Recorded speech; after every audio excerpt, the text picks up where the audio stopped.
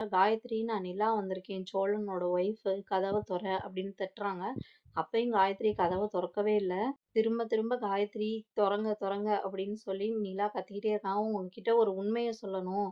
எங்களுக்கு நடந்தது உண்மையான மேரேஜ் இல்ல. ப்ளீஸ் கதவ தொறங்க அப்படின்னு சொன்னதும் வந்து காயத்ரி கதவ தொறக்குறாங்க. எல்லாரும் பயங்கரமா ஷாக் ஆகுறாங்க. பரவால்ல நல்லா தான் இருக்கா அப்படின்ட்டு கொஞ்சம் ரிலீஃபும் ஆகுறாங்க. கதவ தொறந்த காயத்ரி அடுத்த வார்த்தை எதுவுமே கேட்காம, "என்ன சொன்னீங்க? உங்களுக்கும் சோழனுக்கும் நடந்தது நிஜமான மேரேஜ் இல்லையா?" அப்படின்னு கேட்குறாங்க. அதுக்கப்புறம், "ஆமாங்க. நான் உங்கள்ட்ட எல்லாத்தையும் சொல்றேன்." அப்படின்னு சொல்லிட்டு காயத்ரிய நிலா ரூம்குள்ள கூட்டிட்டு போறாங்க.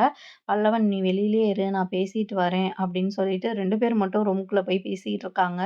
அதுக்கப்புறம் ரொம்ப நேரம் கழிச்சு ரூம் கதவ தொறந்து பார்த்தா, காயத்ரி ஃபுல்லா கிளம்பி ரெடியாகி சூட்கேஸோட நிக்கிறாங்க.